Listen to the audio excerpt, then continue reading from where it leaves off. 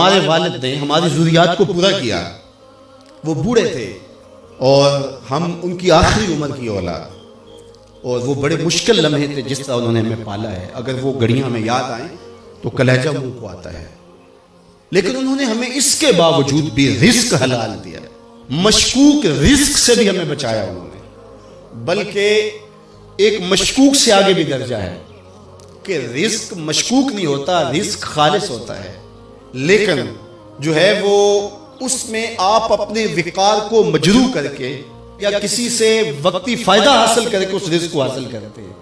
الحمدللہ اللہ کے فضل سے انہوں نے ہمیں اس سے بچایا۔ اس کی صرف میں 2 مثالیں آپ کو بتاتا ہوں۔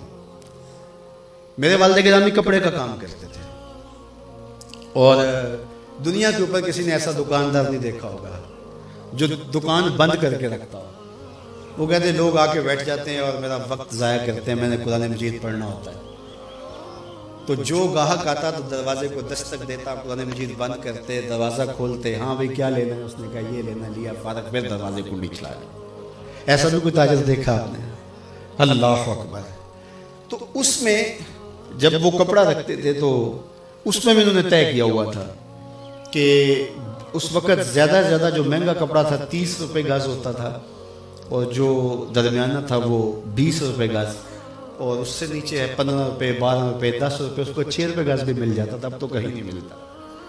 تو انہوں نے ایک ریشو رکھی تھی کہ 10 پہ 1 روپیہ، تو جو 20 روپے گز کپڑا تھا وہ 21 روپے گز بیچتے تھے، 21 روپے اس سے لیتے تھے، اور جو 30 روپے فی گز کا ہوتا تھا اس سے جو ہے وہ 31.5 لیتے تھے، وہ باقاعدہ اوپر لکھا ہوا ہوتا تھا۔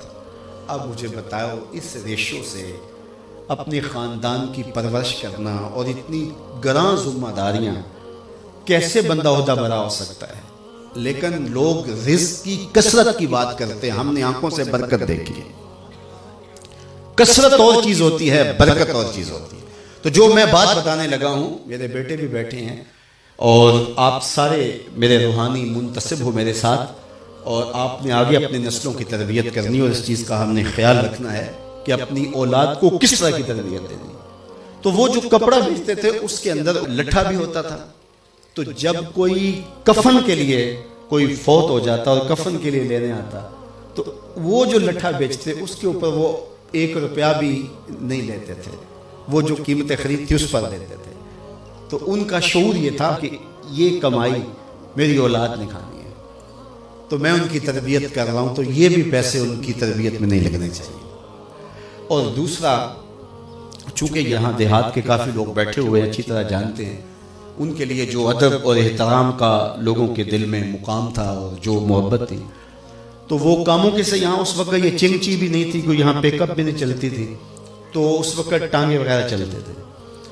تو کبھی بزرگ تشریف لاتے تو کسی ٹانگے پہ بیٹھتے، وہ فخر محسوس کرتا اور پھر وہ آپ سے کرایہ نہ لیتا، آپ بڑا زور بھی دیتے تو زیادہ تر لوگ نہ لیتے، تو وہ کپڑا لے کر کے آتے، تو وہ پھر یہ جو راجباغ جا رہا ہے، یہ تقریباً یہاں ٹول پلازا جہاں بنا ہے اس سے پیچھے ایک جگہ ہے، وہاں اتر جاتے اور وہ 1.5 من کا بورا سر پہ اٹھا کے یہاں آتے۔